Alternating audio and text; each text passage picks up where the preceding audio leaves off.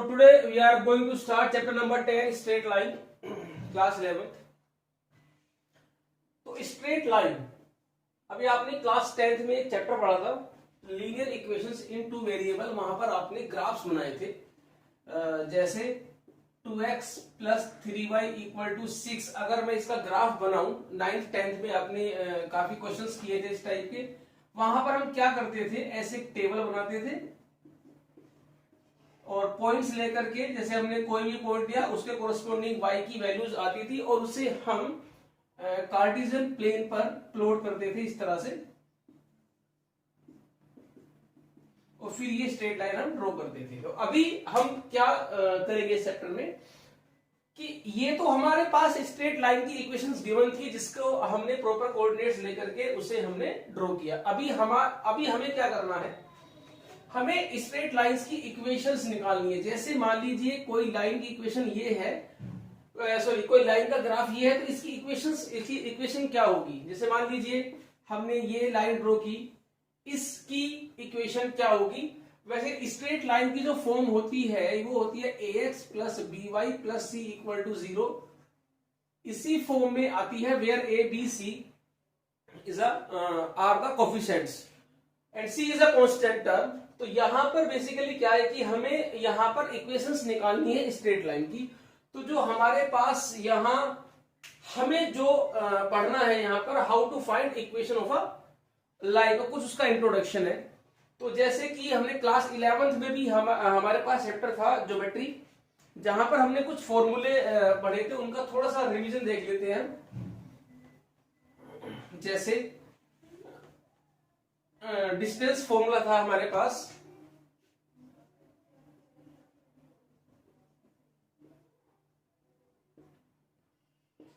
ये था डिस्टेंस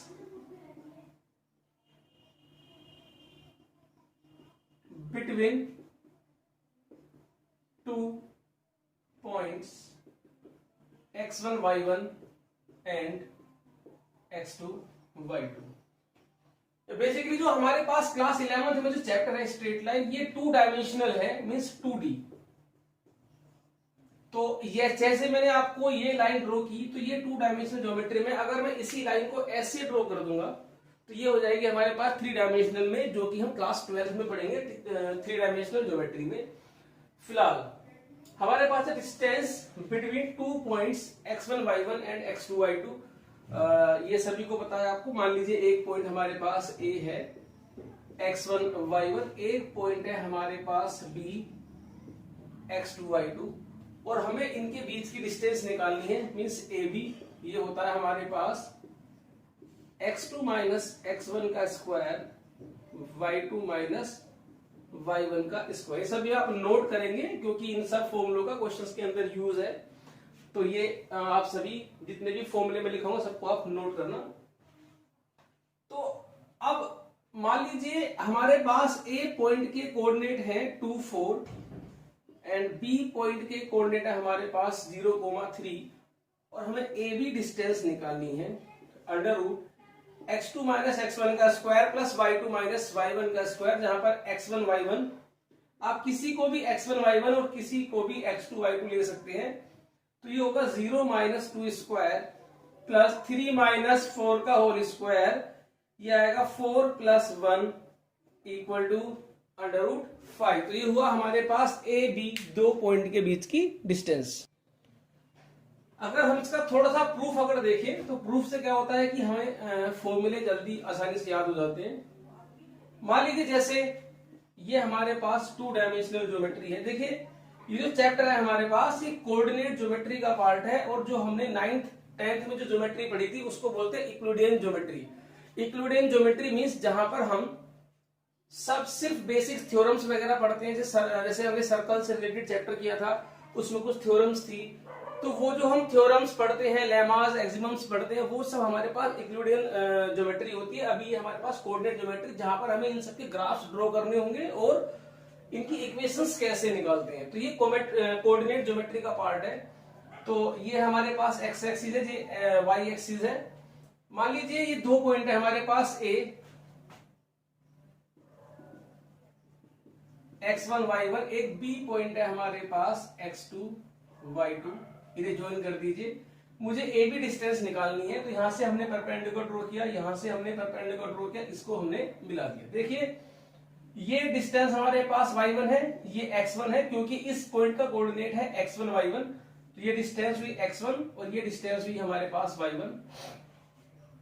ये डिस्टेंस जो है यहां से लेकर यहां तक होगी x2, क्योंकि इस पॉइंट का जो y कोऑर्डिनेट है वो x कोऑर्डिनेट है वो हमारे पास x2 है, और ये कंप्लीट जो हमारे पास आएगी डिस्टेंस ये आएगी y2, क्योंकि इसका कोऑर्डिनेट है x2 y2। तो इसे c नाम दे देते हैं। तो AC हमारे पास आएगी x2 माइनस x1, ये यहां से लेकर के इसको माइनस किया। ऐसे ही BC, जो BC हमारे पास आएगी, ये y1 है तो ये भी y1 हुई, तो ये आएगा हमारे पास y2 माइनस y1। अगर हम इस ट्राइंगल ABC में लगा दें पाइथागोरस थ्योरम, तो AB square equal to AC square plus BC square.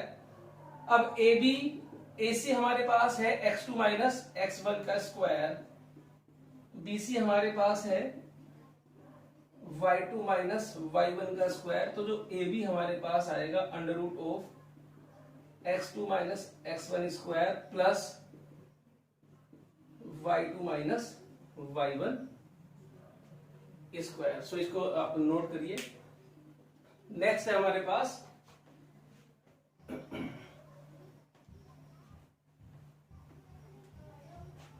area of triangles. How to find the area of triangle whose vertices are given?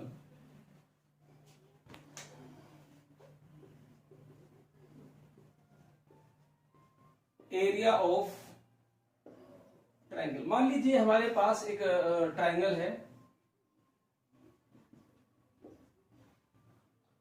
जिसके कोऑर्डिनेट है x1 y1, एक है हमारे पास B x2 y2, एक point है C x3 y3, तीनों vertices को मिला दीजिए। तो एरिया ऑफ ट्राइंगल जो है हमारे पास ABC, area of triangle ABC, area of triangle ABC ये हाफ मॉडुलस होता है, क्योंकि कोऑर्डिनेट्स नेगेटिव होने के कारण फॉर्मूले से आंसर नेगेटिव में आ सकता है, इसलिए मॉडुलस का यूज करते हैं। तो half x1 y2 minus y3 plus x2 y3 minus y1 plus x3 y1 minus y2। ये ध्यान रखना कि x1 x2 x3 आएगा और अंदर y2 minus y3 y3 minus y1 और x1 minus x2, sorry y1 minus y2। Basically ये formula जब हम भूल जाते हैं तो इसके लिए तुम्हें कुछ नहीं करना, सिर्फ एक साइकिल याद रखनी है 1 2 3 और 3 के बाद 1। जैसे 1 के बाद 2, 2 के बाद 3, तो 1 2 3, फिर ये 2 से स्टार्ट होगा तो 2 के बाद 3 और 3 के बाद 1, तो 3 और 1, फिर उसके बाद x3, तो जब 3 है तो 3 के बाद साइकिल चलेगी तो y1 और फिर 2, तो यहां पर आएगा y1 माइनस y2। अगर इसको हम प्रूफ करें, हालांकि जरूरत नहीं है प्रूफ करने की क्योंकि याद होना चाहिए, क्वेश्चंस में हम अप्लाई करेंगे। फिलहाल फिर भी थोड़ा मैं हिंट दे देता हूं। जैसे हम ये एरिया हमें निकालना है ABCDEF, तो जो एरिया अगर हम निकालेंगे ट्राइंगल का,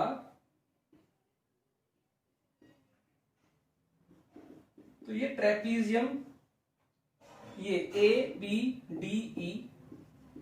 ABDE plus area of trapezium ACFE,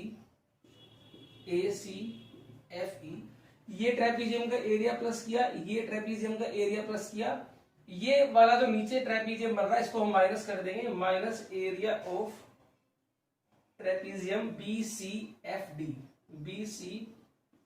trapezium का एरिया क्या होता है? Half sum of parallel sides into height. Sum of parallel side मतलब BD प्लस AE। तो BD हमारे पास है y2 और AE हमारे पास है y1, तो ये आएगा तुम्हारा y2 plus y1 plus y2 into height, height ये होगी DE, तो DE ये x1 है और ये हमारे पास x2 है, तो ये आएगा x1 minus x2 plus half.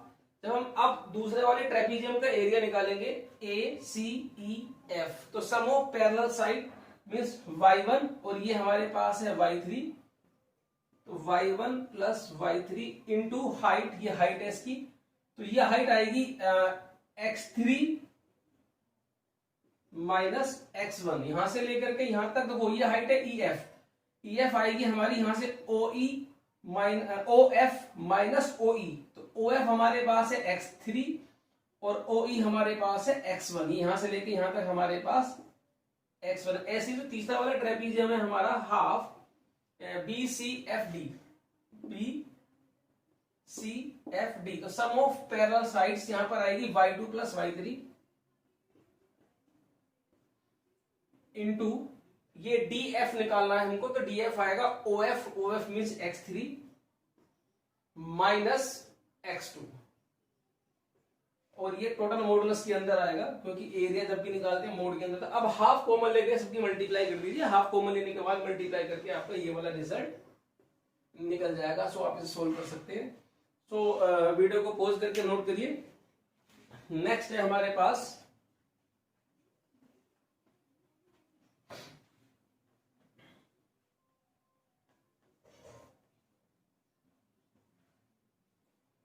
Division of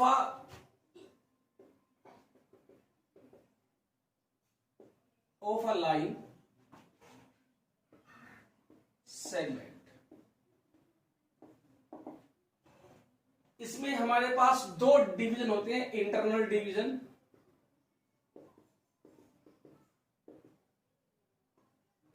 division का मतलब हो गया, सपोज करिए एक लाइन सेगमेंट है हमारे पास A B, ठीक है। अभी बीच में एक पॉइंट है, बीच में कहीं भी हो सकता है, मान लीजिए सपोज करो यहां पर है C, जो इस AB को m/n में डिवाइड कर रहा है, मींस AC अपॉन BC की जो रेशो है वो m/n है। मान लीजिए A पॉइंट के कोऑर्डिनेट है x1 y1, B पॉइंट के कोऑर्डिनेट है x2 y2, तो ये जो C पॉइंट है हमारे पास इसका भी कुछ ना कुछ कोऑर्डिनेट होगा। तो जो इस C पॉइंट के कोऑर्डिनेट है, मान लीजिए x y हमने नाम दे दिया, तो जो इसका x कोऑर्डिनेट आएगा वो आएगा, ये ध्यान रखना जरा, x कोऑर्डिनेट ऑफ C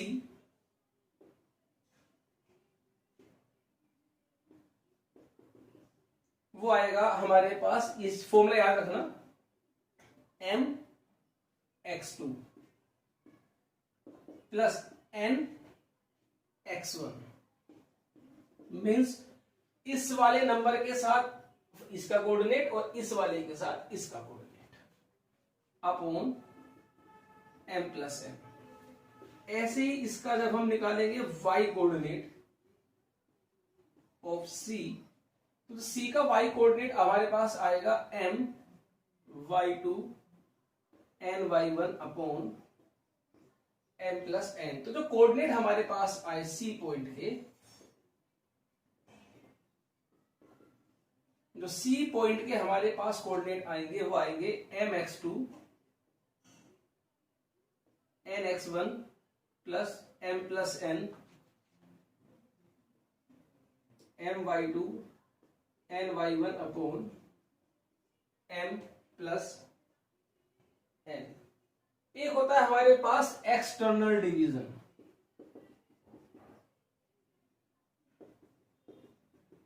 अब एक्सटर्नल डिवीजन मतलब जब ये पॉइंट हमारे पास इस लाइन से बाहर जाएगा। मान लीजिए ये हमारे पास है A जिसके कोऑर्डिनेट है x1 y1, B पॉइंट है, इसके कोऑर्डिनेट है हमारे पास x2 y2, और जो बाहर एक हमारे पास पॉइंट है C जिसके कोऑर्डिनेट है x y। हमें x और y की वैल्यू निकालनी है। देखो डिवीजन, एक्सटर्नल डिवीजन, आप सोचोगे कि डिवाइड तो अंदर करते हैं फिर बाहर कैसे होगा, इसका मतलब ये नहीं है कि उसको डिवाइड करेगा। डिवाइड का इसका मतलब होता है कि इस पॉइंट की इससे डिस्टेंस और इस पॉइंट की इससे डिस्टेंस की जो रेशो होती है, यहीं पर ये वाली बात है, ये डिवाइड कर रहा है इंटरनल। इसका मतलब होता है कि इस पॉइंट की इससे डिस्टेंस और फिर इसी पॉइंट की इससे डिस्टेंस की रेशो, ये मीनिंग होती है इसकी। तो डिवीजन का मतलब ये नहीं कि उसको डिवाइड करेगा, क्योंकि अगर कोई पॉइंट बाहर है तो वो उसे डिवाइड कैसे करेगा लाइन को। तो यहां मीनिंग होती है कि इस पॉइंट की इससे डिस्टेंस मींस AC और फिर इससे डिस्टेंस BC की जो रेशो है वो M/N है। मीनिंग ये M हुआ और ये डिस्टेंस हुई N। तो जो C के कोऑर्डिनेट आएंगे,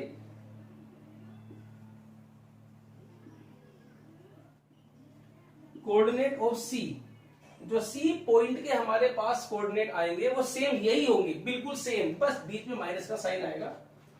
ये आएगा mx2 minus nx1 upon m minus n और my2 minus ny1 upon m minus n are the point of coordinate of point C। यहां पर आप ये ध्यान रखना कि इंटरनल डिवीजन और एक्सटर्नल डिवीजन दोनों सेम फॉर्मूले होते हैं, बट इंटरनल में प्लस होता है और एक्सटर्नल में माइनस। इसको एग्जांपल के थ्रू देखते हैं, इसको जरा समझना आ भी एग्जांपल में एक्सटर्नल डिवीजन को।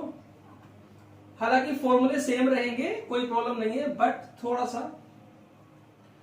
मान लीजिए क्वेश्चन है हमारे पास, सपोज करिए कि AC और BC की जो रेशियो है वो 3:2 है, और जो A पॉइंट के कोऑर्डिनेट है हमारे पास, A पॉइंट के कोऑर्डिनेट हैं मान लीजिए 1,2 और B पॉइंट के कोऑर्डिनेट है हमारे पास 3,4, कुछ भी हो सकता है। और ये जो C पॉइंट है उसको इंटरनल डिवाइड कर रहा है, इंटरनल। जब इसको इंटरनल डिवाइड कर रहा है तो कहीं बीच में होगा ये पॉइंट। अब देखो ये 3 ज्यादा है तो थोड़ा इसको इसके पास में ले लीजिए, मीन्स ये 3 डिस्टेंस है और ये 2 डिस्टेंस है हमारे पास। ये है हमारे पास पॉइंट P और ये C हमारे पास हुआ जो इसको डिवाइड कर रहा है। तो इसका हमें कोऑर्डिनेट निकालने हैं। फॉर्मूला हमारे पास होता है mx2 mx1 upon m plus n my2 plus ny1 upon m plus n। तो ये n की वैल्यू ही हमारे पास 3, n की value 2, x1 y1 x2 y2। अभी आपके सारी वैल्यू इस फॉर्मूले में डाल देंगे तो आपका ये आंसर निकल जाएगा। तो अभी इसको नोट करिए। और यहां पर अगर मैं, अभी ये सुनना ध्यान से, इसमें कोई प्रॉब्लम नहीं है। अब यहां पर मैं इसी क्वेश्चन के अंदर अगर हम इंटरनल के प्लेस पे एक्सटर्नल डिवीजन कर दे, मतलब जो पॉइंट्स है वो उसको एक्सटर्नल डिवाइड कर रहा है। देखिए रेशियो हमारे पास वही है, AC अपॉन BC 3/2 है। A पॉइंट के कोऑर्डिनेट 1,2, B कोऑर्डिनेट है हमारे पास 3,4 और जो डिवीजन है हमारे पास, जो डिवीजन है वो हमारे पास एक्सटर्नल डिवीजन है। ठीक है। अभी ये A पॉइंट हुआ हमारे पास, ये B पॉइंट हुआ। अब सुनिए, AC 3 है, मतलब जो, अब देखो क्योंकि ये ऊपर बड़ा है, A से यानी C की A से डिस्टेंस ज्यादा है तो ये C पॉइंट इधर आएगा। ठीक है। तो ये हमारे पास 3 है और ये हमारे पास 2 है। तो अब फॉर्मूला सेम है, सब कुछ सेम है। ये M हुआ, ये N है और ये N है हमारे पास, ये M हुआ। इसमें हम फॉर्मूले के अंदर डालेंगे और हमारा आंसर निकल। सिर्फ इसको ग्राफ ड्रॉ करने में ही थोड़ा सा सीखना, बाकी सब सेम है। अब मान लीजिए, सपोज करो मैं इसी रेशियो को 3:2 के प्लेस पर, क्वेश्चन सेम है, बस जो रेशियो है वो हमने 2:3 कर दिया, मतलब पलट दिया उसको, 2 ऊपर ले लिया और 3 हमने नीचे ले लिया। तो अभी क्या होगा, ध्यान से देखना जरा, इसमें ये पॉइंट हमारा A के पास होगा। अब जैसे हमारे पास ये पॉइंट है A, ये तो इसकी जो अगर हम ग्राफ ड्रॉ करेंगे, A के पॉइंट है हमारे पास 1,2 और B है हमारे पास 3,4। अभी AC जो है 2 है, तो C की डिस्टेंस A से कम है तो C पॉइंट इधर होगा। ये ध्यान रखना है, C पॉइंट इधर होगा क्योंकि ये 2 है हमारे पास,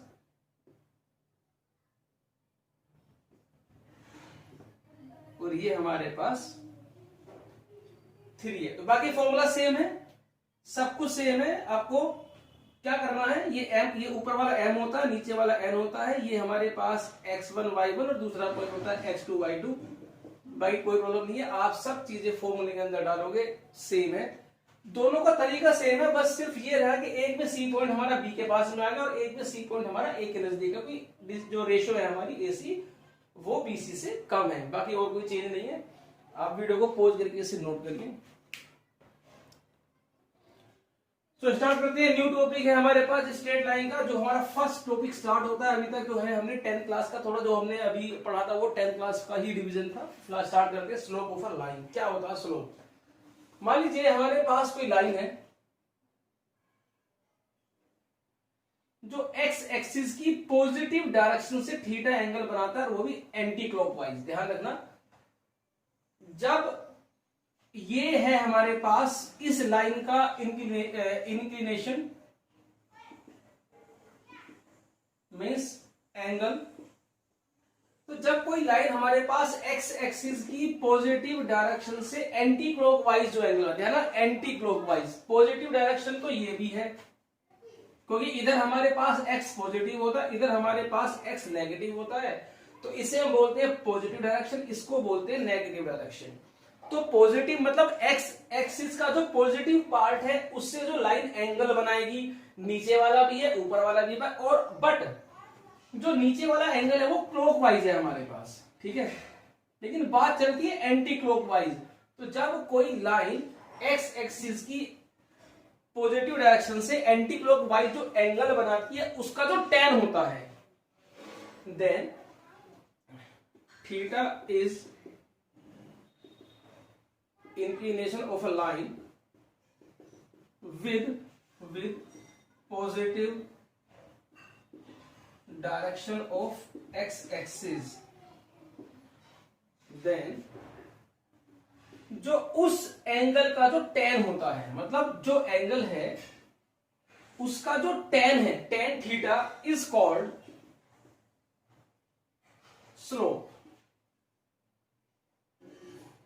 ऑफ लाइन। एंड जनरली हम इसको डिनोट करते हैं एंड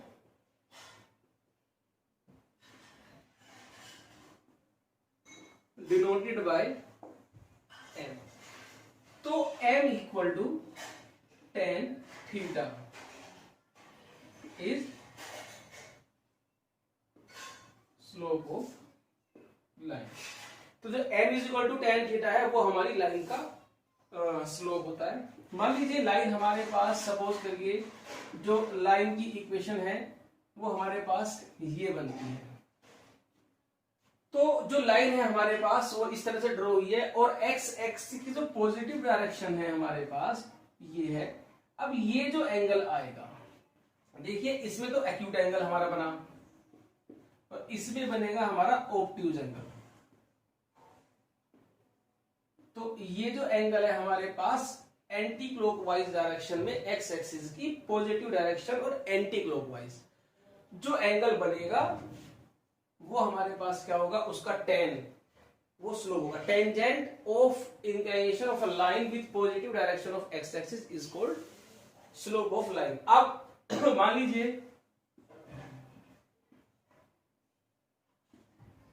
लाइन हमारे पास ये ओरिजिन से पास होती है, तो ये जो एंगल होगा हमारे पास थीटा, तब हमारे पास m is equal to tan theta. ऐसे ही हमारे पास सपोज करो ये लाइन बनती है ऐसे, तो ये जो एंगल होगा ये x एक्सिस की पॉजिटिव डायरेक्शन से बनेगा। मान लीजिए लाइन हमारी नीचे बनती है ऐसे, ठीक है। तो x एक्सिस की पॉजिटिव डायरेक्शन कहां बनेगी, x एक्सिस की पॉजिटिव डायरेक्शन से जो एंगल बनेगा, मतलब यहां से स्टार्ट होगा और यहां तक जो एंगल बनेगा, ठीक है। क्लियर है ये? तो जो x एक्सिस की पॉजिटिव डायरेक्शन देखनी है उससे एंटी क्लॉकवाइज देखना है, जो एंगल बनेगा उसका जो tan होगा वो हमारे पास उस लाइन का स्लोप होगा। जैसे फॉर एग्जांपल फॉर एग्जाम्पल हम देखते हैं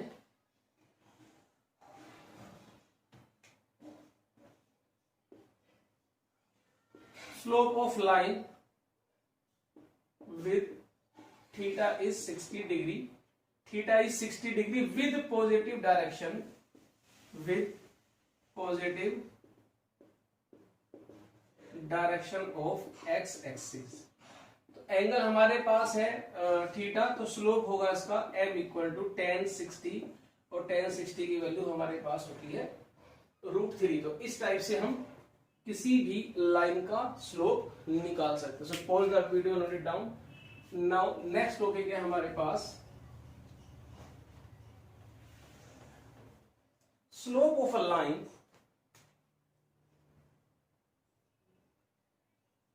slope of a line which passes through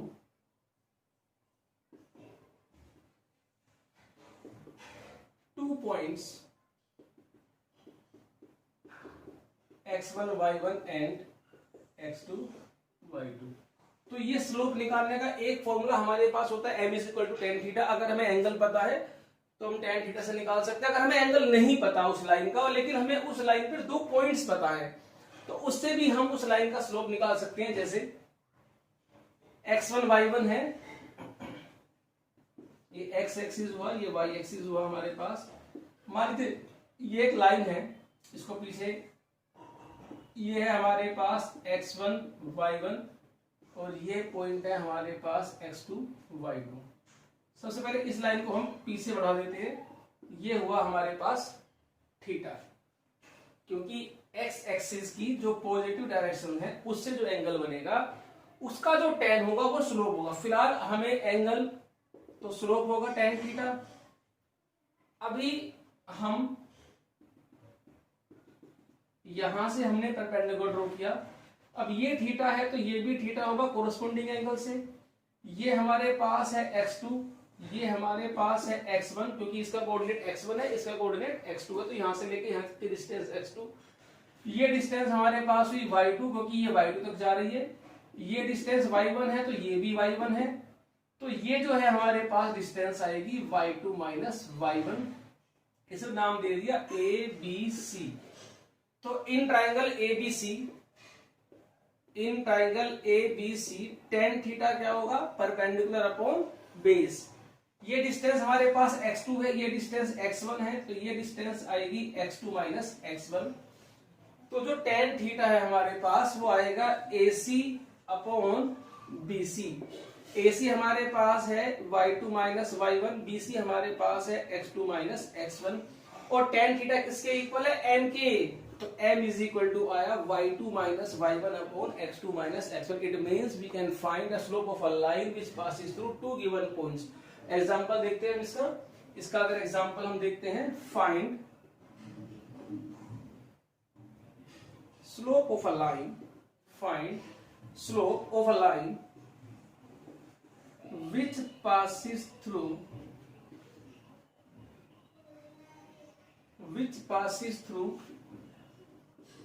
two points -1 2 and 3 -4।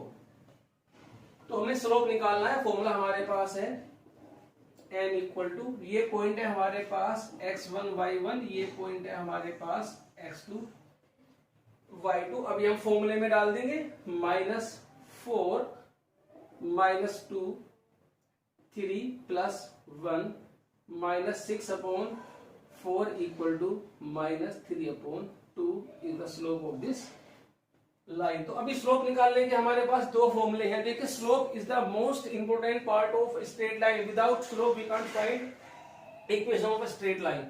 सो ये टॉपिक हमारा क्लियर होना चाहिए। स्लोप, तो अभी स्लोप निकालने के दो फॉर्मूले, एक हमारे पास ये आ गया y2 minus y1 upon x2 minus x1। ये कब अप्लाई होगा, जब हमें दो पॉइंट्स पता हो। और एक हमारे पास हो गया m is equal to tan theta. अगर हमें एंगल पता हो तो m is equal to tan theta लगाएंगे। So pause the video, note it down. Now next topic है हमारे पास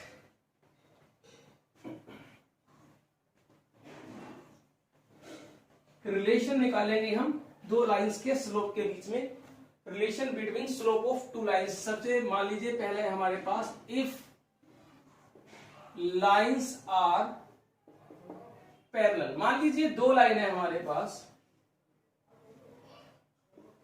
एक ये है हमारे पास, एक ये है, दोनों लाइनें पैरेलल हैं। ये लाइन हमारे पास L1 है, ये लाइन हमारे पास L2 है। अब हम इसको पीछे लेंगे तो मान लीजिए ये एंगल θ1 है, इसको पीछे लेंगे तो ये एंगल है हमारे पास θ2। मतलब एक L1 जो है एक्स एक्सिस की पॉजिटिव डायरेक्शन से θ1 एंगल बनाती है, और L2 एक्स एक्सिस की पॉजिटिव डायरेक्शन से θ2 एंगल बनाती है। तो स्लोप ऑफ L1 क्या होगा? स्लोप ऑफ L1 होगा हमारे पास m1 इक्वल टू tan θ1, और स्लोप ऑफ L2 हमारे पास क्या होगा? m2, ये होगा हमारे पास tan θ2। अब क्योंकि L1 पैरेलल है L2 के, तो θ1 और θ2 इक्वल आएंगे, कोरस्पोंडिंग एंगल 9th क्लास में आपने पढ़ा होगा। ये हुआ हमारे पास कोरस्पोंडिंग एंगल। जब दो एंगल इक्वल हैं तो उनके tan भी इक्वल होंगे, ऑब्वियसली tan इक्वल होंगे। जब एंगल इक्वल है तो उनके tan के अंदर उसकी वैल्यू भी क्या होगी? इक्वल होगी। tan θ1 हमारे पास क्या है? m1, tan θ2 हमारे पास क्या है? m2। तो it means if lines are parallel then slope of lines are equal. If lines are parallel then slope of lines are equal। तो इट मीन्स अगर हमारे पास 10 लाइन है और 10 की 10 लाइन हमारे पास, मान लीजिए हमारे पास 1 2 3 4 5 लाइनें पैरेलल हैं, इसका slope m1 m2 m3 m4 m5। तो m1 m2 m3 m4 m5 ये सभी हमारे पास क्या होंगी? इक्वल होंगी। सो वीडियो को पॉज करके नोट करिए। नेक्स्ट टॉपिक है हमारे पास इफ लाइंस आर परपेंडिकुलर। अगर मान लीजिए लाइंस हमारे पास कैसी हैं? परपेंडिकुलर है। यहां पैरेलल था, लाइंस आर परपेंडिकुलर। देखिए मान लीजिए एक लाइन हमारे पास L1 है, एक लाइन हमारे पास L2 है। ये दोनों लाइनें एक दूसरे के क्या है? परपेंडिकुलर है। ठीक है, तो अब मान लीजिए इसे हम पीछे ले लेते हैं, ये θ1 एंगल है, इसको हम यहां बढ़ाते हैं, तो ये जो हमारे पास एंगल है θ2 है। तो L1 का जो स्लोप है हमारे पास, स्लोप ऑफ L1 ये है हमारे पास m1 tan θ1, और स्लोप ऑफ L2 हमारे पास आएगा tan θ2। अभी क्योंकि दोनों लाइन एक दूसरे के परपेंडिकुलर है 90 डिग्री, तो ये एंगल भी कितना हुआ हमारे पास? 90 डिग्री हुआ। ठीक है, क्लियर है ये? तो अगर एक्सटीरियर एंगल प्रॉपर्टी हमने पढ़ी थी कि किसी भी ट्रायंगल का जो एक्सटीरियर एंगल होता है θ2 वो इक्वल होता है सम ऑफ इंटीरियर एंगल θ1 प्लस 90। तो थीटा यहां पर हम tan अप्लाई कर देते, tan θ2 equal to tan 90 plus θ1। तो ये हमारे पास tan θ2, tan 90 प्लस थीटा हमारे पास होता है minus cot theta. Second quadrant में tan नेगेटिव होता है, ट्रिग्नोमेट्री पे आपने पढ़ा था। अब कोट थीटा को हम क्या लिख सकते हैं? 1/tan θ1। अभी इसकी मल्टीप्लाई इधर कर देते हैं हम, tan θ1 into tan θ2 equal to -1। tan θ1 है हमारे पास m1, tan θ2 हमारे पास है m2 इक्वल टू -1। तो if two lines are perpendicular, ये नोट करने वाली बात है, अगर दो लाइन आपस में परपेंडिकुलर हैं तो दोनों की स्लोप की मल्टीप्लाई -1 आएगी। या हम इसे ऐसे भी कह सकते हैं कि m1 equal to -1/m2। It means अगर हमें एक लाइन का स्लोप पता है कोई सा भी, तो दूसरी और वो उसकी जो लाइन परपेंडिकुलर होगी हम उसका स्लोप निकाल सकते हैं, अपोजिट और रेसिप्रोकल। फॉर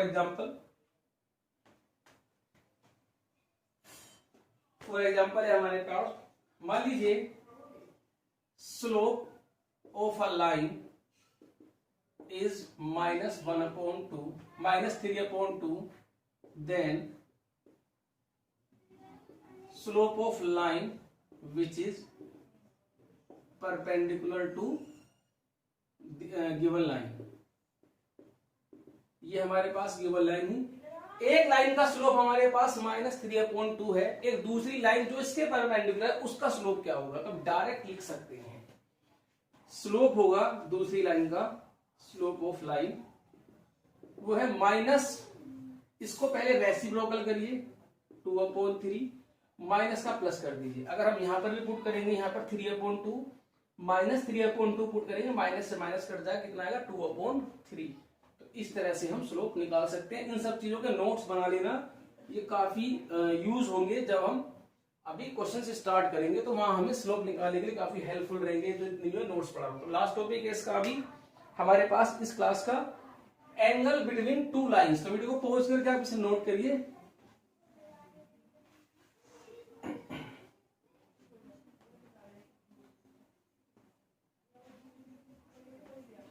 अब हमारे पास एंगल बिटवीन टू लाइन।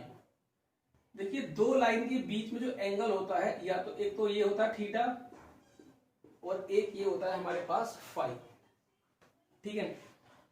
तो दोनों में आप कोई सा भी निकाल सकते हो। अगर एक पता है तो ये 180 मान लीजिए, theta plus phi equal to 180, तो theta is equal to 180 minus phi.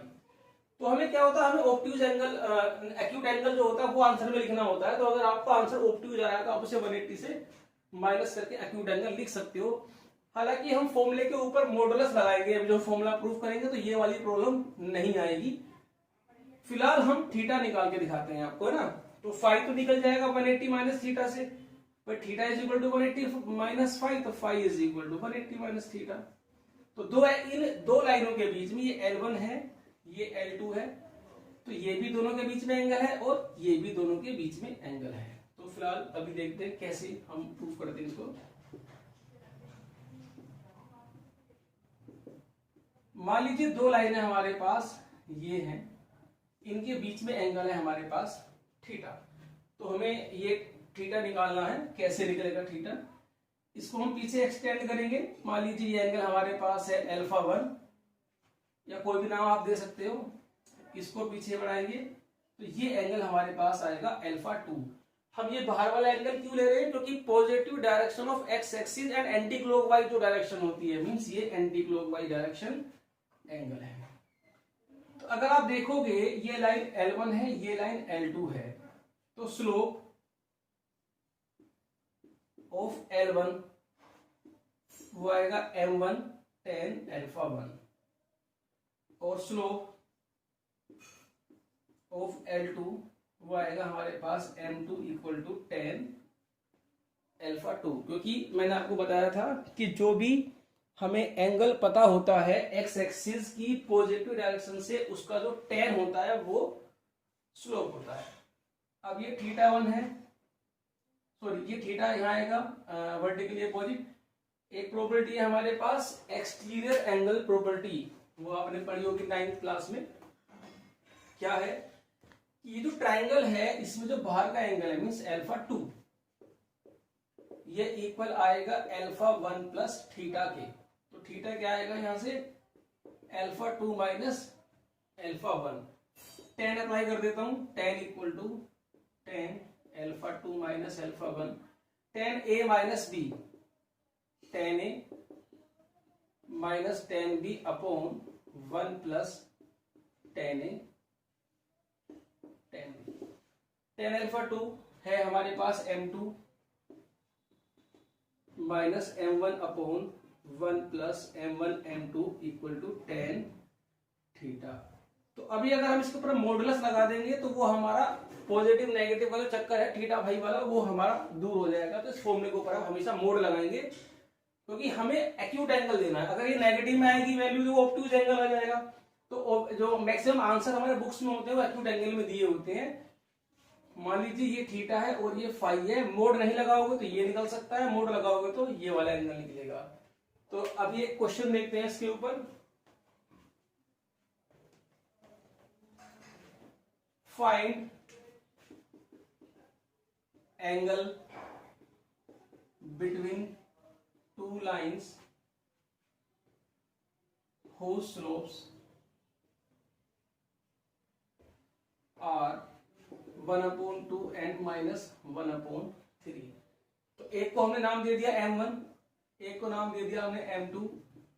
तो tan theta equal to mod of m2 minus m1/1 plus m1 m2। m2 is -1/3, 1/2 1 -1/3 1/2। 6 LCM ले लिया, -2 -3, और यहां से 6 एलसीएम ले लिया, 6 - 1। तो tan थीटा इक्वल टू ये आएगा -5/5, -5/5 कट के tan थीटा इक्वल टू 1, और 1 होती है tan 45 की वैल्यू। तो थीटा हमारे पास आया 45 डिग्री। अगर सपोज करो कि अगर हम मोड ना लगाते तो ये tan theta is equal to -1 आता। अब जब -1 है तो -1 होती है tan 135 की वैल्यू, तो थीटा आएगा 135 डिग्री।